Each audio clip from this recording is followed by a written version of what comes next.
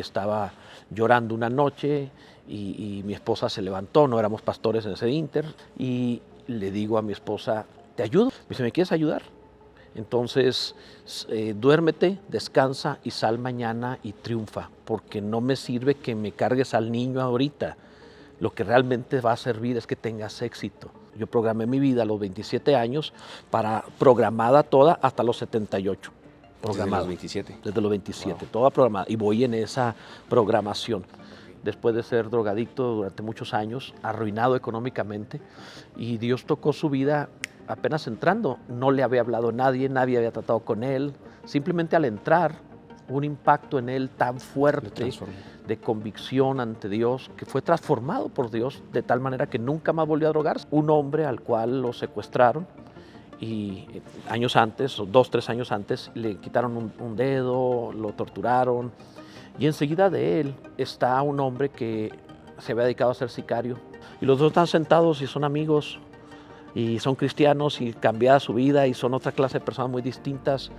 Ya han pasado años, y cuando tú ves eso, tú te das cuenta que esto no es el mundo normal. Toda secta tiene varios factores en común. La primera de ellas es que el fundador de esa secta es un elegido especial que Dios le habló de manera única. Y segundo, le da un secreto maravilloso por medio del cual puede cambiar al mundo y a los demás. O sea, no es Dios, es la persona y el método que te diría dar, pero te lo va a vender. Bienvenidos sean todos ustedes, me complace presentarles un nuevo episodio de su queridísimo Macro Podcast. En esta ocasión tenemos la fortuna de contar con un invitado bastante especial, el pastor Roberto Tinoco, líder principal de las iglesias de Palabra Viva en el estado de Chihuahua, varias regiones y sus alrededores. Su trayectoria no solo como pastor, sino también como escritor, hombre de negocios y mentor lo convierten en una figura inspiradora. En esta conversación nos adentraremos a temas profundamente significativos. Hablaremos sobre su historia de fe y liderazgo, cómo construir una visión sólida en la vida y superar retos. Y exploraremos preguntas universales sobre cómo es que se puede alcanzar el éxito desde una perspectiva espiritual. Y además conoceremos impactantes testimonios e historias de cambio, redención y segundas oportunidades, que son prueba del poder transformador de la fe. Este episodio busca ser una guía llena de esperanzas para aquellas personas que buscan respuestas en la vida, propósito y claridad. Así que prepárense para una charla profunda e inspiradora con el pastor Roberto Tinoco. Empezamos. Bienvenidos sean todos ustedes a este nuevo episodio del Macro Podcast. En esta ocasión tenemos la espectacular oportunidad de tener a una persona sumamente extraordinaria, por lo cual, sin más preámbulo, me gustaría presentarlo. Es el pastor principal de las iglesias de Palabra Viva en el estado de Chihuahua, que son y se ubican en Parral, Delicias, Cuauhtémoc, Ciudad Juárez, Huachochis, incluso en El Paso. Hay 3 en Chihuahua, siendo esta iglesia la principal y cuenta ya con más de 5,000 personas. Es padre, esposo, pastor, hombre de negocios, extraordinario orador, escritor, además de coordinar distintas organizaciones de centros como médico, de negocios educativos, de psicología, asesoría legal e inclusive de ayuda social. Mentor de Instituto Bíblico, ha publicado ya decenas de libros, siendo el último Escuela de Sabiduría.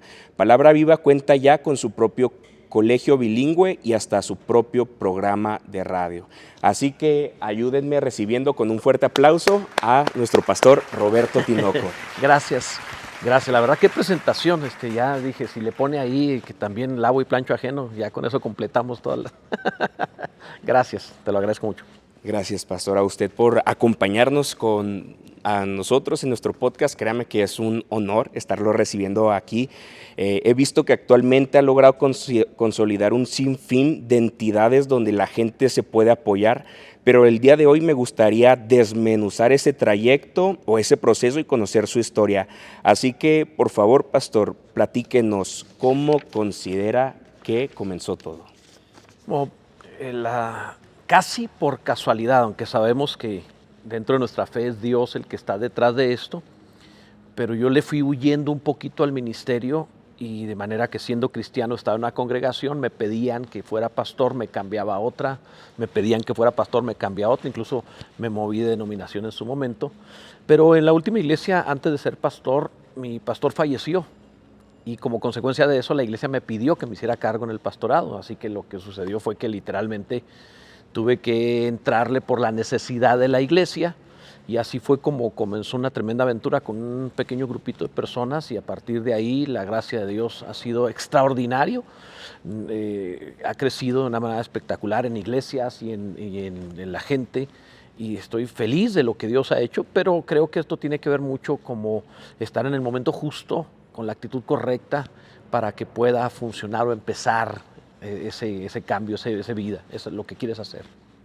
Excelente, se dice que la suerte es cuando se junta la preparación y la oportunidad, y he visto que usted se preparó durante toda su vida. ¿Usted desde qué edad ya estaba cerca del ámbito religioso? Bueno, estudié el ministerio, lo que correspondería en el mundo secular, porque en México no se tiene la acreditación al respecto de eso, pero lo que en el mundo secular sería lo relacionado a una licenciatura en teología.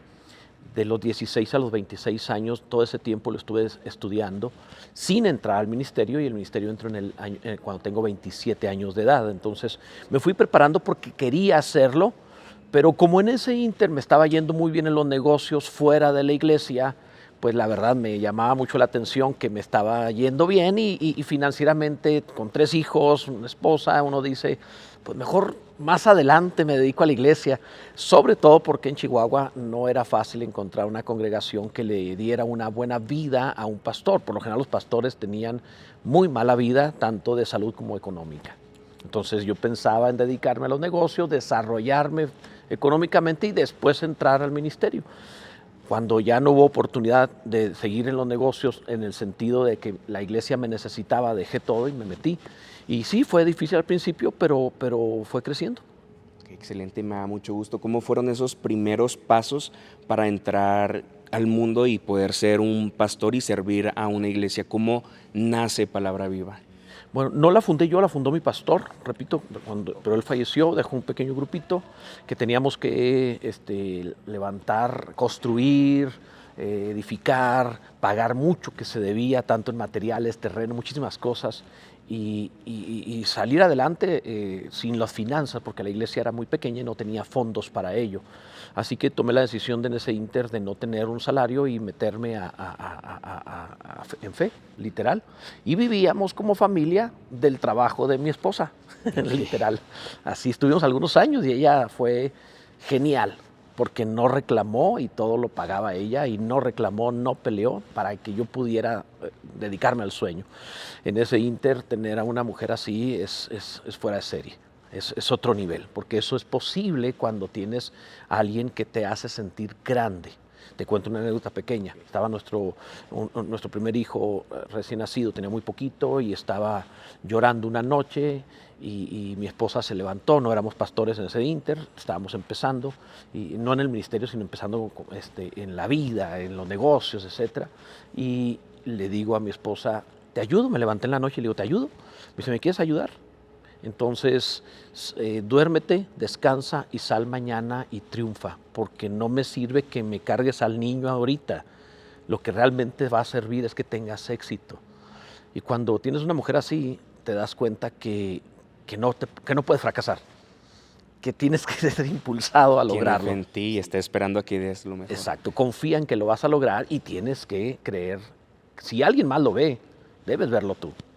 Ok, y qué buena oportunidad el haber encontrado una persona así. Considero que hoy en día hay ciertas parejas que hasta se molestan porque el hombre le dedica mucho tiempo al trabajo, que no está en la casa, y todavía le exige que se haga responsable de todos los gastos. Entonces, eso es un error que va a arruinarles por completo. O sea, la realidad es que ¿para qué quieren tener al hombre en la casa si a la mera hora se va a terminar desanimando de él? Una mujer que no admira a un hombre no lo respeta, y si no lo respeta no lo ama y termina dejándolo.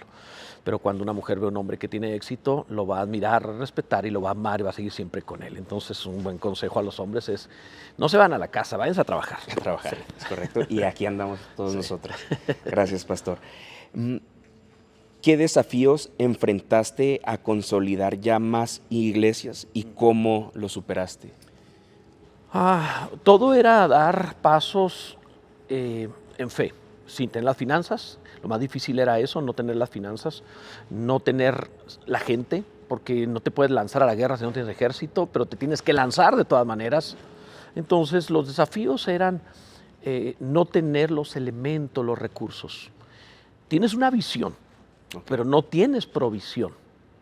Entonces es muy difícil eso. Sí. Entonces tienes que tener una visión clara para que la provisión se pueda realizar, se pueda lograr, y entonces vas a hacer la visión. Para eso tienes que tener una previsión, es decir, haces un presupuesto, un plan, un programa, sabes lo que estás haciendo, y entonces la previsión te lleva a tener una provisión para poder tener una visión. Si no, solamente anda uno soñando y no vas a lograr nada. Anda uno pensando en 1000 cosas y voy a hacer esto. ¿Has conocido gente así, no soñadora, que va a hacer 1000 cosas y a la mera hora no logra nada? Todo lo que nos propusimos se ha ido logrando. Gracias a Dios. Podría morirme mañana y decir, terminé. Todo lo que quisimos hacer lo hicimos. Y queda todo encaminado, ¿no? Todo encaminado, sí. Y todo programado además para que yo pueda faltar, para que continúe si no estoy, y puede continuar sin problema. Pero para hacer eso se necesita tener un programa de vida, de trabajo muy bien estructurado. Yo programé mi vida a los 27 años, programada toda hasta los 78. Programado. Desde los 27. Desde los 27, wow. Toda programada. Y voy en esa programación. Va acorde. Estoy ahorita atrasado como 3, 4 meses más o menos. Estoy poquito atrasado. Wow, cuánta exactitud. Pero aún así lo que se tenía que lograr se ha logrado. ¿Usted lo que ha hecho hasta este momento ya lo tenía previsto desde esa edad? Sí. O sea, el número de iglesias, los Quería centros. Una mega iglesia, primero. Una gran iglesia que te diera los recursos para lo demás. Y esto era la parte difícil, sobre todo porque estamos en una ciudad en la cual no existían iglesias de más de 1000 personas. Entonces pensar en hacer miles no se puede, y tener un auditorio de varias hectáreas no se puede. Y lograrlo era lo difícil, así que los primeros 10 años de la congregación no hice nada hacia afuera, todo era hacia adentro. Incluso era cuestionado y me decían si no era egoísta, si no era demasiado autocentrado, ¿por qué no están ayudando hacia afuera a otra gente? ¿Por qué todo hacia adentro? Bueno, mi respuesta era, ¿por qué no fundan más iglesias? Era la pregunta. Y yo decía, una mujer adolescente tiene la capacidad biológica de tener hijos, pero no debe tenerlos porque no es madura psicológicamente para tenerlos. Entonces, aunque tenga la capacidad biológica, no está lista. Nuestra congregación antes de ese tiempo tenía la capacidad de hacer otras iglesias, pero así como un adolescente va a malcriar o va a tener problemas con un niño, nosotros vamos a estar muy limitados. Así que primero seamos una mega iglesia y entonces tendremos la capacidad, como una mujer madura, de empezar a parir hijas, otras iglesias pequeñas. Y que esta sea la matriz, que sea el ejemplo para las otras de la dirección que deben de tomar, ¿no? Que sea como el rumbo, la guía. Exacto. Y que tengan un punto de referencia de la excelencia. Exacto. Que debe de alcanzar cada una, ¿no? Y además tienes que perfeccionar lo que estás haciendo, tienes que perfeccionar aspectos que tienen que ver con la logística, que tienen que ver con la administración, con el personal, recursos humanos. Es una cantidad de cosas. Hay más de 200 personas contratadas funcionando. Entonces, para llegar a ese punto necesitas una estructura gigantesca, perfeccionada, porque si no, como decían en mi pueblo, se te hace bolas el engrudo y vas a tener un problema. Excelente, gracias por tremendísima respuesta, pastor. Me gustaría preguntarle, ¿usted cómo define el éxito desde una perspectiva espiritual? Hacer la voluntad de Dios. Debes estar seguro qué quiere Dios de tu vida desde una perspectiva espiritual. Yo no hice planes de lo que yo quería. Yo hice planes de lo que consideré por la Biblia que era lo que Dios deseaba para mí. Y eso es el éxito, porque si yo logro el éxito según el mundo, a lo mejor logré tu éxito, pero no el mío, o el éxito de alguien más, pero no el mío. Si Dios quisiera que yo fuera otra persona, habría hecho otra persona. Pero Dios me ama a mí, me quería a mí, me hizo a mí. Y hay un camino para mí, que no es tuyo ni de otros. Entonces, el éxito está en asegurarte que quiere Dios para ti, en la Biblia, en las Escrituras. Es muy personal, y luego realizarlo. Y si lo haces, tuviste éxito. Y esto va a ser un camino muy distinto, muy particular. Wow, cada quien tiene su propio camino. ¿Usted considera que ya está escrito o la voluntad de Dios? Las dos cosas se mezclan. Tenemos, por un lado, la voluntad de Dios soberana que tiene escrito. Por ejemplo, hay un deseo de Dios Dios desea que ninguno se pierda, sino que todos procedan al arrepentimiento. Pero la experiencia nos muestra que no todo el mundo se arrepiente y que surgen Hitlers y Napoleones. Entonces es evidente que no todos andan en la voluntad de Dios perfecta de lo que Él desea. Así que Dios trazó una voluntad que permite el libre albedrío y que la gente vaya obedeciendo o desobedeciendo en este camino que Dios trazó completo, pero que dio cierto margen de libertad al libre albedrío.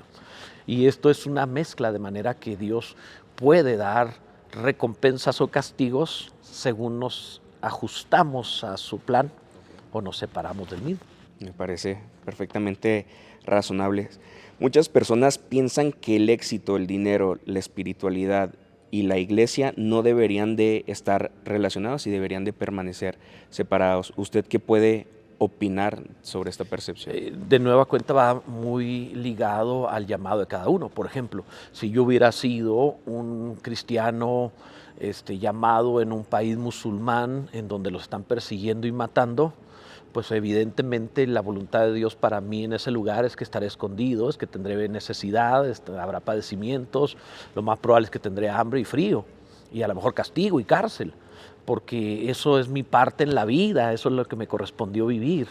Pero si estoy en un país occidental que tiene libertad de religión o de culto, en donde puedo generar recursos y utilizar esos recursos para tener radiodifusoras y tener grandes auditorios y ayudar este diciembre, y estamos unos días de Navidad, se van a dar miles de cenas o no sé cuántas y miles de regalos y se va a regalar muchas cosas.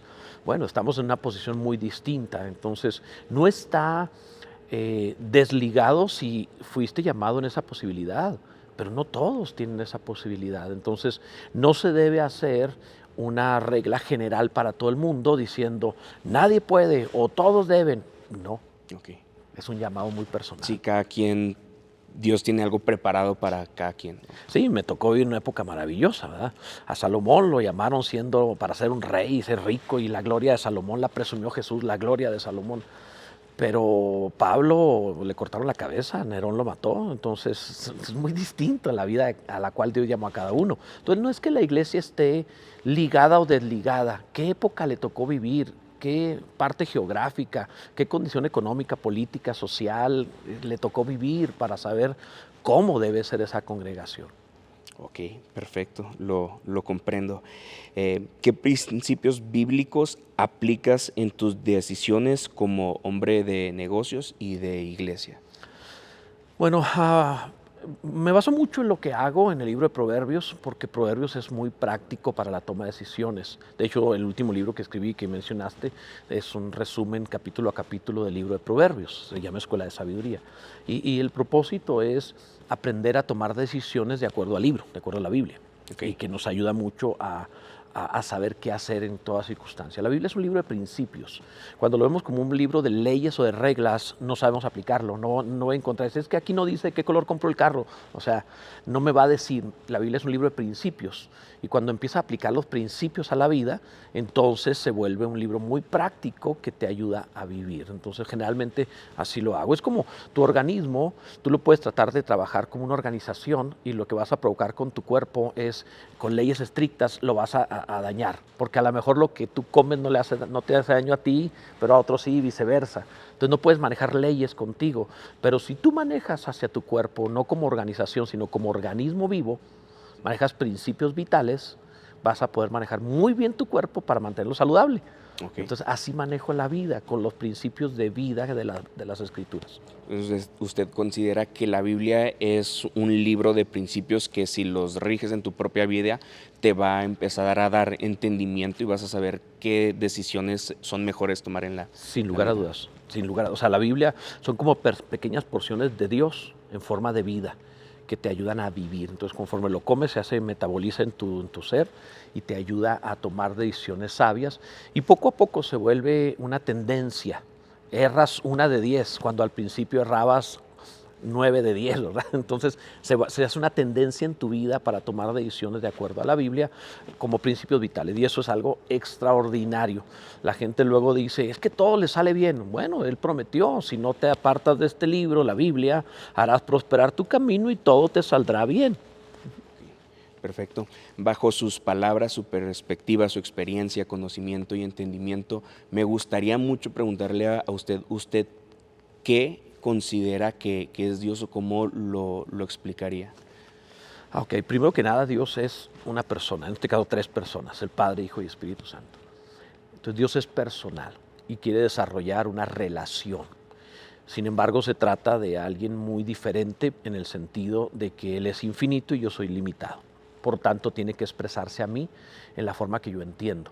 Es como si tratáramos de poner una relación entre el biólogo y el microbio. Para el biólogo es muy fácil estudiar al microbio y saber todo de él, pero para el microbio es muy difícil entender al biólogo. No tiene capacidad, está muy limitado para entender al biólogo. Entonces, la única posibilidad es que el biólogo se minimice al tamaño del microbio para darle la información al nivel del microbio. Y Dios hizo lo mismo. Dios se hizo hombre y se presentó ante nosotros en la persona de Jesús para darse a conocer y que pudiéramos relacionarnos en fe. Lo que nos pide ahorita es fe y amor, que lo podamos amar a Él en el prójimo, porque hay muchas cosas que Dios no puedo mostrarle a Dios, como la misericordia, la compasión, porque no la necesita. No puedo darle para que tenga, porque el de Él es todo. Así que lo puedo hacer amándote a ti, o dándote a ti, o ayudándote a ti. Puedo amar, darle o ayudar a Dios. Utilizando sus principios. Exacto, lo mismo. ¿Usted piensa que todos como seres individuales tenemos cierta relación con Dios? No, todos tenemos un código moral en la conciencia, no importa la época, todo ser humano ha tenido en su conciencia un código moral que le dice acerca de que hay un Dios. La necesidad de todo el mundo, puedes ver toda cultura de todos los tiempos y todos tenían dioses, lo cual quiere decir que todos tenían la necesidad de Dios, pero como no lo conocían, pues fabricaban uno a modo y se inventaban algo. Y todos tienen conocimiento del bien y el mal de manera innata. Hasta el caníbal sabe que no debe comerse a los suyos, se come a los enemigos. O sea, es evidente que tiene un código moral. Por muy degradado que está, tiene un código moral. Y esto marca que si hay una ley interna en nosotros, pues hay un legislador. No tenemos deseo de nada que no exista. Si tú tienes sed es porque algo que satisface tu sed. Si tienes hambre es porque algo satisface tu hambre. Entonces, si todas las civilizaciones del mundo han tenido deseo de Dios para inventarse dioses, significa que existe Dios y que puede relacionarse. Ahora, no pueden tener comunión con Él por nuestra limitación. Por eso Él se acerca a nosotros y nos ayuda. Esto significa que tenemos una intuición, una conciencia de que hay un Dios, pero no lo conozco. Entonces Él se acerca y nos hace saber cómo relacionarnos con Él. Por eso necesitamos el Evangelio. De otra manera nos vamos a quedar como a tientas sin poder relacionarnos con Dios. Ok, perfecto. ¿Y qué sucede con aquellas personas que no formaron una relación con Dios? La Escritura nos presenta que su eternidad va a estar juzgada o basada en su conciencia. Debido a la ley interior que les pusieron, si la persona tenía una intención de obedecer esa ley, les será tomado en cuenta para bien eternamente. Pero si desobedecía esa ley interior, entonces va a tener consecuencias, va a tener problemas. De hecho, Dios dice que le habló a todos en su corazón, en su conciencia, que todo ser humano escuchó su voz. Y solamente que no le llamaba Dios, ni lo sentía como religión, lo sentía como conciencia. Pero la conciencia fue la voz de Dios en el corazón de los seres humanos de todos los tiempos. Y Dios les habló, ellos no sabían, pero Dios estuvo ahí tratando con ellos. Perfecto, excelente, qué interesante. Son preguntas que he tenido toda la vida y me alegra podérselas estar haciendo. Y para todas aquellas personas que, vuelvo a lo mismo, no tuvieron esta relación, ¿no existirá algún tipo de segunda oportunidad, alguna reencarnación de encomendarse? La Biblia presenta algo distinto, no hay una segunda oportunidad según la Biblia, según las Escrituras, presenta toda una vida de oportunidades. Hay muchas oportunidades en la vida, pero hay una sola vida. Y luego está establecido que el hombre muere una vez y después de esto el juicio. Ese es un versículo que acabo de citar. Entonces, sin embargo, es muy buen juez Dios, ya que no juzgará al ser humano igual unos a otros, sino que según la cantidad de luz recibida, así lo juzgará. Por ejemplo, el juicio va a ser más severo para alguien como yo, que tuvo la Biblia en toda clase de idiomas y que puede estudiar en hebreo, en arameo, en griego, o sea, que tuve muchas oportunidades, que soy cristiano desde los 12 años, entonces evidentemente tuve mucha oportunidad de luz y el juicio para mí puede ser mucho más severo que para un indígena que está ahorita en una isla en donde no le llegó el evangelio y que solo fue juzgado de acuerdo a su conciencia. A su conciencia. Entonces, para él hay mucha consideración porque no tuvo más oportunidad. Sin embargo, no hay garantías, porque es raro, es poca la gente que oye su conciencia. Sí, es ya al final del tiempo el juicio de Dios, ¿no? El que decide. Sí. Estoy seguro de que han habido muchas historias a lo largo de su vida, de su camino, de su trayectoria. En lo personal, ¿ha visto algún testimonio de ayuda social, un cambio radical que más le haya marcado, que más haya visto que haya transformado? Sí, he visto muchos, o sea, estoy lleno, abundado de testimonios. He visto gente, por ejemplo, un hombre me decía, apenas entrando, me dijo, yo soy cristiano de tantos años, pero empecé hace tantos años, sí, pero cuando llegué, entrando a estas instalaciones, cuando llegué, apenas entrando, venía drogado, después de ser drogadicto durante muchos años, arruinado económicamente, y Dios tocó su vida apenas entrando. No le había hablado a nadie, nadie había tratado con él, simplemente al entrar, un impacto en él tan fuerte de convicción ante Dios, que fue transformado por Dios de tal manera que nunca más volvió a drogarse. O sea, eso no es humano, no es normal, nadie puede hacer eso. Eso solo Dios puede hacerlo. Los humanos no podemos tener años de drogadicción y luego dejarlo en un segundo por un impacto de fe. O sea, solo Dios lo puede hacer. Conozco el caso de una familia, una preciosa familia, en donde ellos se conocieron en un bar, siendo ella una mujer que se prostituía ahí, y el hombre era un hombre alcohólico que simplemente por un divorcio se volvió alcohólico y ahí llegaba. Ambas personas están... Y ahí se conocieron arruinados y dijeron, ¿y si cambiamos nuestra vida? ¿Cómo? Pues vamos a la iglesia y que nos digan cómo hacerlo. Y vinieron, me buscaron, hablamos con ellos, les pusimos el evangelio, oramos, y son una extraordinaria familia con gran éxito después de muchísimos años, hace 20 años de eso. Te puedo hablar una ocasión predicando, estoy en el altar, en el escenario, y volteo y veo que están sentados un hombre al cual lo secuestraron, y años antes, o 2, 3 años antes, le quitaron un dedo, lo torturaron, y enseguida de él está un hombre que se había dedicado a ser sicario durante años en su vida, que secuestraba gente, que torturaba, y los dos están sentados y son amigos, y son cristianos, y cambiada su vida, y son otra clase de personas muy distintas. Ya han pasado años, y cuando tú ves eso, tú te das cuenta que esto no es el mundo normal, es Dios tocando vidas y cambiándolas, y que no pudimos haberlo logrado en un consejo. Esto tuvo que haber intervenido Dios, porque cuánto odio debería haber en una persona secuestrada y cuánta amargura en alguien que fue secuestrador, como para que ahora estén santos, limpios, juntos y sean amigos. Es Dios. Entonces, la iglesia sí permite segundas oportunidades en vida, redimirse a personas que bajo la perspectiva de la sociedad sería irredimible. O sea, yo creo que la mayoría de las personas le cerrarían las puertas de las casas a personas que han cometido actos tan atroces, pero la iglesia sí da la oportunidad de redimirse mientras, claro, actúes con principios y valores. Sin lugar a dudas, sí hay segundas, terceras y hasta cuartas oportunidades. O sea, sí, en la iglesia he visto gente que ha recaído y se le ha vuelto a ayudar, se levantó y ya no volvió a recaer. O sea, sí, la iglesia es un gran hospital, una tremenda trinchera que produce soldados exitosos, pero también es una comunidad de gente que se sabe amar y apoyar unos a otros. Y esa es la maravilla de lo que es la iglesia. La Biblia le llama la manifestación de Dios en carne, o el cuerpo de Cristo. Y es una maravilla porque no estás solo nunca. Te haces de una gran familia que está ahí contigo. Te acompañan en el hospital, o en la cárcel, o en los funerales, o en los cumpleaños. No importa de lo que se trate, se vuelve una gran familia. Y yo he tenido eso desde los 12 años. Tengo que decirlo que para mí la iglesia ha sido mi familia, han sido espectaculares. Excelente, wow.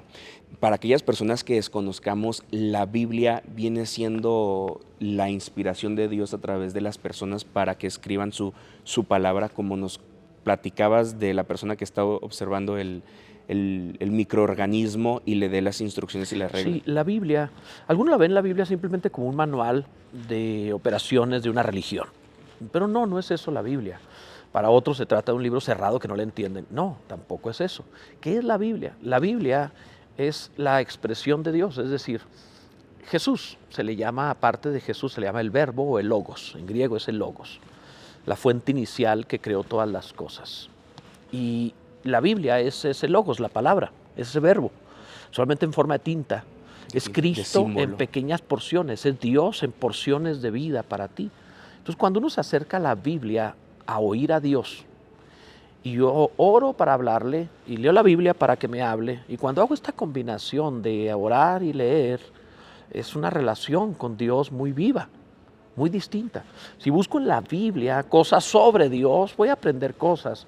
O si busco en la Biblia consejos sobre negocios, voy a encontrarlos.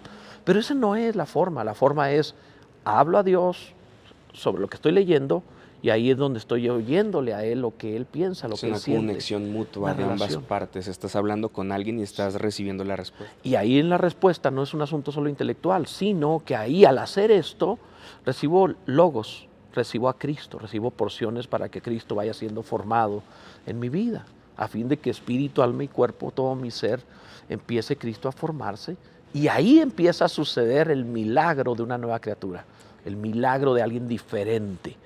Y eso lo hace Dios. Entonces lo que tenemos que aprender, lo que tenemos que hacer es no ver la Biblia como un libro religioso, sino como el corazón mismo de Dios que me está hablando.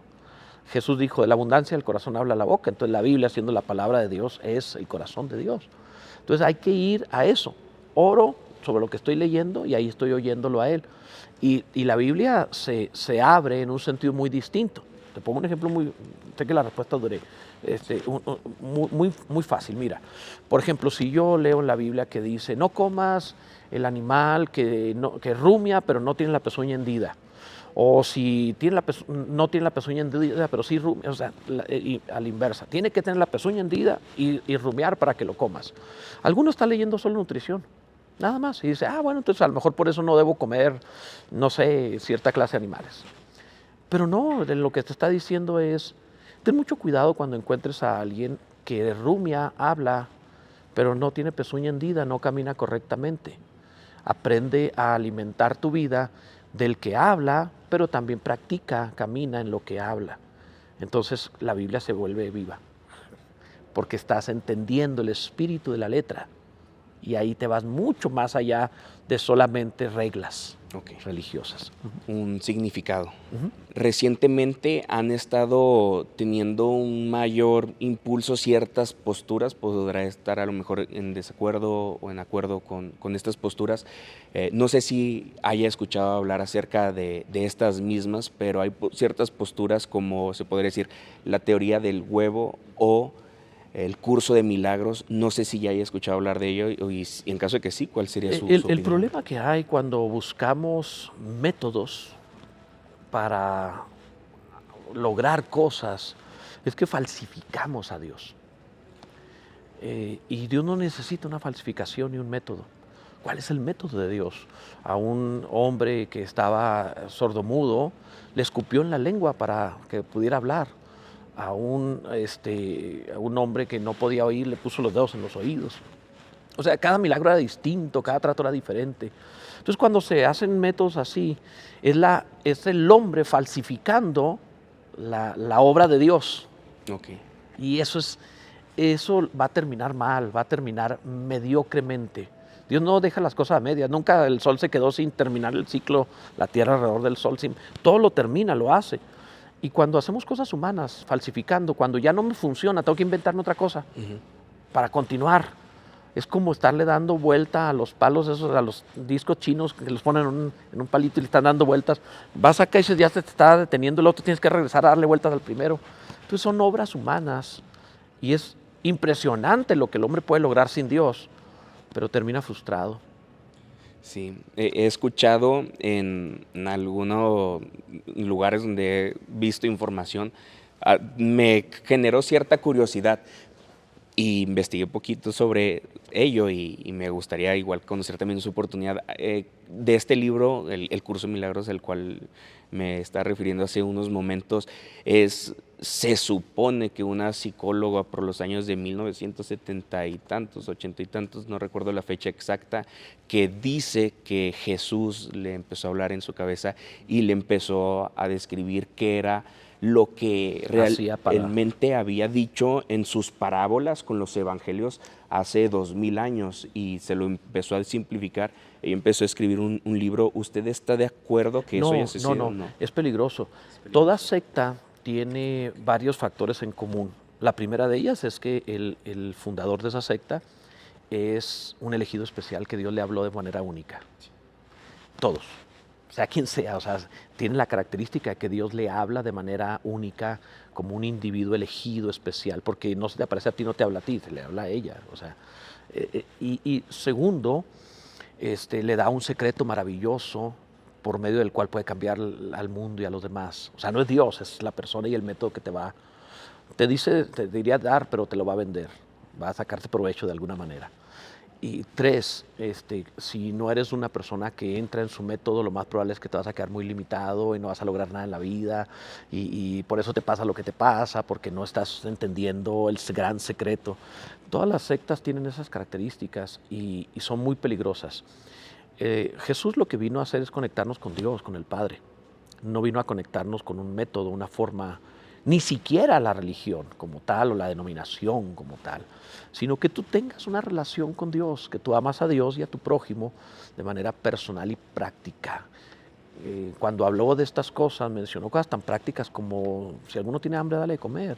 Si no tiene ropa, vístelo. O sea, cosas muy prácticas que no eran secretos misteriosos. En la interpretación bíblica, si la vemos de manera teológica, la primera regla en la hermenéutica, que es la materia de la interpretación, la primera regla es tomar las cosas en el sentido usual y ordinario.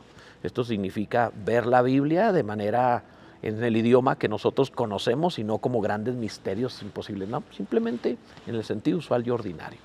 Y la regla fundamental de la hermenéutica es que la Biblia se interpreta a sí misma, lo que no entiendes en un punto lo vas a entender en otro.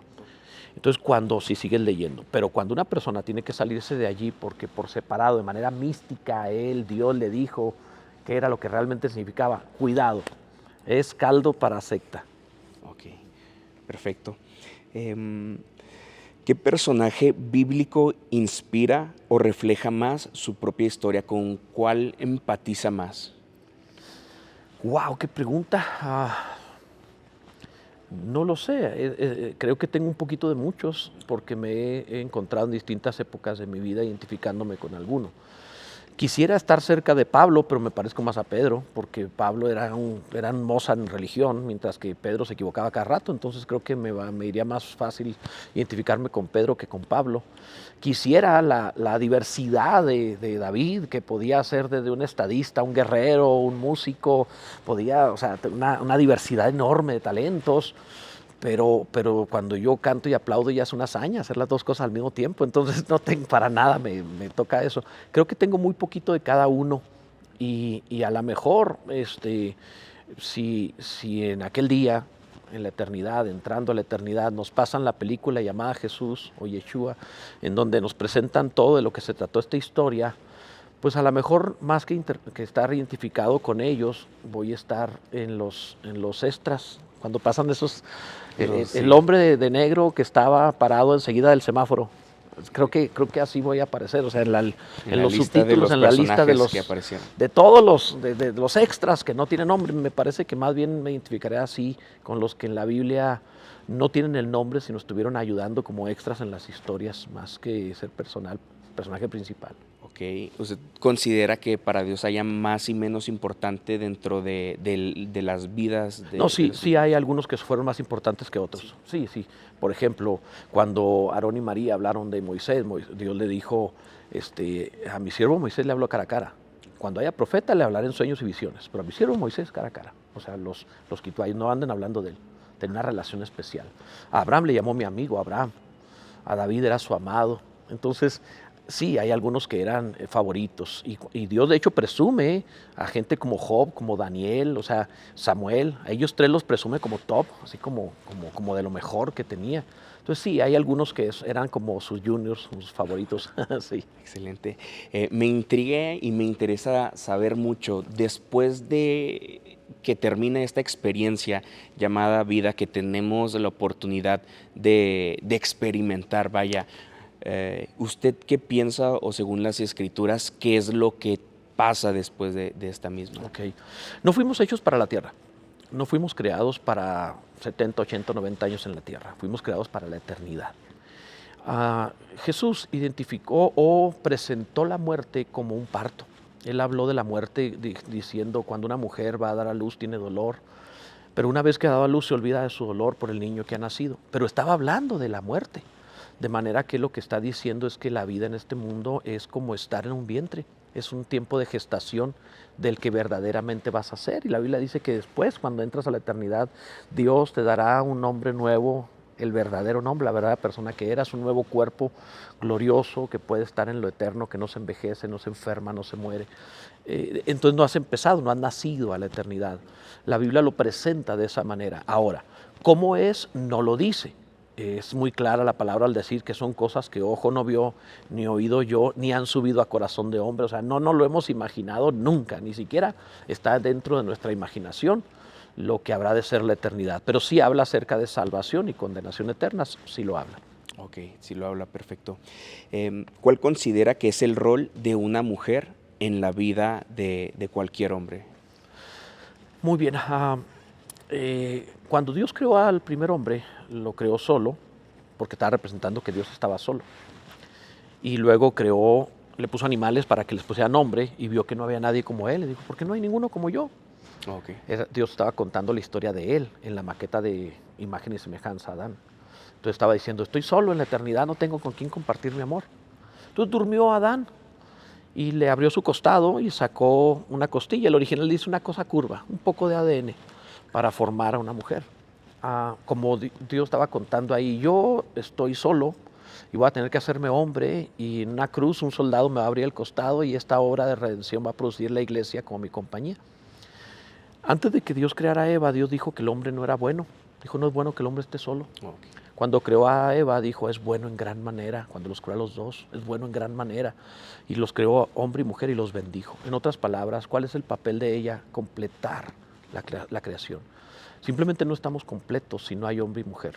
No estamos completos porque Dios está presentando su historia, que creó una especie para amarle por la eternidad a partir de los humanos.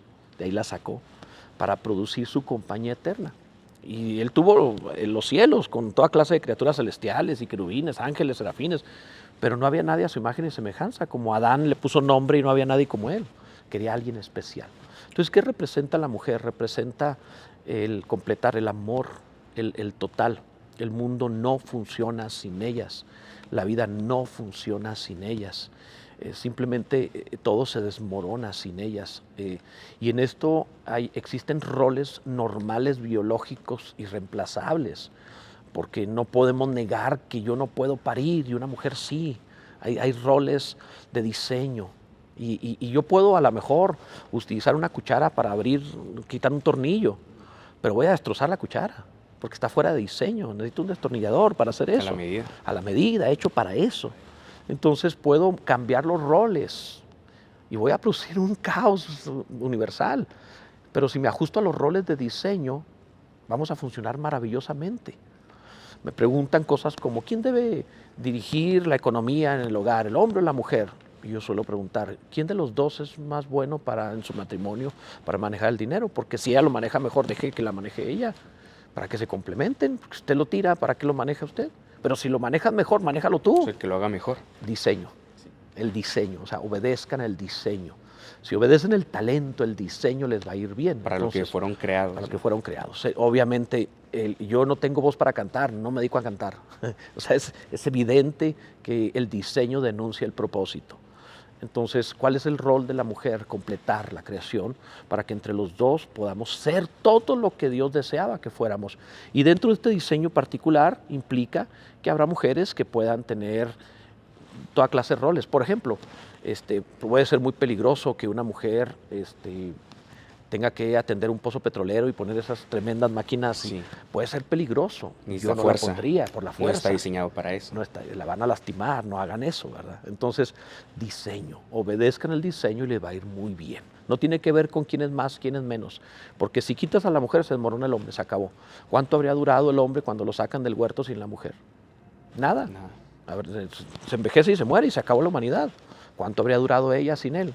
Nada también, se envejece y se muere y se acabó la humanidad. Lo necesitamos, solo así existimos. ¿Y qué considera que actualmente se está intentando desobedecer ese diseño con todo este tipo de nuevas ideologías? ¿Cuál es su opinión al respecto? Pues se salen de diseño y empiezan a distorsionar la vida y lo único que producen, sí, distorsión. Ahora entendamos, fue un control de masas que se salió de control. Lo que se intentó fue controlar a los países tercermundistas que están multiplicándose mucho, tanto en Latinoamérica como la India, China. Entonces se desarrolla una ideología que no pueda ser reproductiva y que hable de aborto y que entonces, ¿para qué? Pues para limitar masas. Entonces, porque entre la homosexualidad no se pueden multiplicar, entonces vamos a limitar las masas a través de ideología. La idea parecía brillante, pero se salió de control, porque una ideología no te respeta las fronteras, se multiplica hacia todos. Entonces se sale de control como una plaga y ocasionó un caos, del cual ya estamos terminando, ya está acabando, porque es imposible ir contra diseño. Puedes hormonar a una persona toda la vida, pero la persona estaba batallando con su vida, batallando consigo mismo porque lo está llevando contra diseño. El día que le quitas las hormonas, su biología empieza a funcionar normal. Entonces, cuando implantas una ideología a la fuerza, la biología gana. La biología siempre vence a la ideología y va a prevalecer. Quizá una temporada la ideología manda, pero se desvanece y la biología continúa porque siguen naciendo hombres y mujeres. Entonces no hay nada que podamos hacer nosotros, simplemente la vida va a seguir su curso. La vida va a seguir. Entonces, cuando la gente se espera, cada día estamos peor, mira cómo está el mundo y la ideología tal, no se preocupen, porque la biología tiene, tu ADN tiene la información codificada perfecta para hacer lo que tenga que hacer. Sabes si vas a tener cabello a los 70 años o no, o sea, lo sabe y okay, no importa, sí. Puedes hacer 1000 cosas, pero la biología va a ganar tarde o temprano. Perfecto, muchísimas gracias por su respuesta. Como penúltima pregunta, hay un punto también que me interesa mucho, me gustaría conocer su opinión. Hay libros que no forman parte del canon oficial de la Biblia y se supone que en teoría deberían de estar ahí. ¿Usted por qué piensa o qué fue el suceso por lo cual ciertos libros como el de Enoch, el de Tomás y algunos otros, el de Judas, están fuera de... Muy bien. El primer argumento por el cual usamos la Biblia que utilizamos actualmente fue la que usó Jesús. Estos libros que menciona son libros relacionados al Antiguo Testamento, es decir, relacionados a la época de Jesús hacia atrás. Sin embargo, Jesús citó todos los libros de la Biblia en los evangelios, de los que conocemos, de los que tenemos. No citó Enoch, no te citó a Tomás, no te citó ningún otro. No te citó Macabeos, no te citó Judith ni Tobías, no te citó Eclesiástico ni Sabiduría. Se menciona Enoch, pero se mencionan esos pero personajes. Pero lo menciona Judas más adelante, pero lo menciona como un asunto de literatura, pero no lo menciona Jesús. Wow. Entonces, ni Jesús ni los apóstoles, que eran los que pusieron el fundamento de la iglesia, dice la Escritura, mencionaron jamás, ni siquiera los apóstoles mencionaron jamás. Puede alguien más mencionarlo, tú y yo, todos. Yo puedo predicando decir, como dice Rick Warren en su libro Una vida con propósito, y puedo mencionar un libro. Podemos hacer eso, pero los que pusieron el fundamento fueron Jesús y los apóstoles. Y solo te mencionaron los libros que tiene la Biblia, que conocemos, 39 libros del Antiguo Testamento, nada más. Los libros que se añadieron en el siglo XVI después de Cristo. Fueron rechazados por los judíos, hasta el tiempo de Jesús y después hasta el siglo XVI, fueron rechazados por la iglesia, no fueron aceptados, incluso Judas, que citó a Enoch, no lo incluye tampoco en el canon, no fueron aceptados por la iglesia durante 16 siglos. ¿Por qué fueron aceptados hasta el siglo XVI? Porque servían para recoger dinero con las indulgencias, por ciertas doctrinas que contenían. Por eso cuando los incluyen le llamaron deuterocanónicos, es decir, de otro canon, no del canon original que usaba Jesús y los apóstoles. Entonces yo creo que no tengo más sabiduría que Jesús ni los apóstoles. Y si ellos no los usaron, yo no tengo el secreto de decir, es que yo sé algo que ellos no sabían, no puedo hacerlo. Tengo que someterme a lo que ellos nos dejaron exclusivamente. Excelente, perfecto. Usted, como pastor, gracias por habernos acompañado, excelentes respuestas a estas inquietudes que tengo como persona, que tenía y que, pues bueno, las personas que nos estén viendo, me imagino que también compartimos ciertas inquietudes y la mayoría de la población. Gracias por estarnos aclarando muchos puntos bastante importantes acorde a lo que está escrito, lo que Dios, Jesús, a través de Él nos pudo haber compartido. Me gustaría saber, pastor, ¿qué es lo que a usted le queda por hacer? Realmente nada, pero algo que a lo que le dedico mucho tiempo es a un comentario que estoy haciendo a las Escrituras versículo a versículo, y llevaré alrededor, no sé, la mitad de la Biblia comentada, me falta mucho todavía, es casi frase a frase, palabra a palabra. Se necesita mucho entendimiento Mucho, para cada muchas uno. horas, sí, es mucho trabajo, muchas horas. Quisiera terminarlo. Quizá es lo único que yo pueda decir que me falta y me morirá feliz. No lo he terminado eso. Ya he visto a mis hijos, a mis nietos, todos están sirviendo al Señor, son maravillosos. Obviamente mi esposo hemos tenido una vida maravillosa. Prácticamente ya casi tenemos 40 años juntos, así que es extraordinario. Pero lo que me faltaría sería eso. Lo sigo subiendo a una página que se llama robertotinoco.com.mx, que no le hago promoción ni nada, simplemente lo voy subiendo ahí Como gratuitamente para que cualquiera que quiera un día saber qué significa este versículo pueda ver mis notas y lo pueda atender. Eso es lo único que podría yo pensar que me falta. No sé cuándo lo termine. En el plan de trabajo es hasta los 78 años de vida. Entonces, se toma tanto Sí. tiempo. Wow. Así es. Entonces, no sé si lo consiga. Espero. Excelente, esperemos en Dios que así sea. Muchísimas gracias, pastor, por habernos recibido en su iglesia, por habernos brindado este excelente y extraordinario tiempo de calidad, su tiempo, su espacio. Espero que este video, estas palabras les sirvan a muchas personas que igual están buscando el camino, todavía no se deciden, están buscando respuestas. Sabemos que aquí está la respuesta. Espero que haya mucho entendimiento y sabiduría en el corazón de las personas. Y por último, ¿hay algún mensaje que le gustaría compartir Sí, a claro. las personas? Quizá lo que podríamos cerrar es esto. Amen, prueben a amar. Cuando no sé qué hacer, ama. Cuando no tengo la respuesta, ama. Cuando quizá la situación se puso difícil, seguiré amando. Pruébenlo de esa manera, amen a Dios y al prójimo. Todo se resume en eso. Los dos primeros mandamientos que Jesús dijo es: amarás al Señor tu Dios sobre todo y amarás a tu prójimo como a ti mismo. Incluso la cruz es un madero vertical, amarás a Dios, y un madero horizontal, amarás a tu prójimo. A un lado hay un ladrón que no hace caso, lo tienes que amar, y al otro lado hay un ladrón que sí hace caso, también lo tienes que amar. No importa, ama a tu prójimo. La relación horizontal está sostenida sobre la relación vertical. Si amas a Dios, vas a amar al prójimo. Ahí se resume todo el asunto. Gracias. Se lo agradezco mucho, pastor. Muchísimas gracias. Gracias.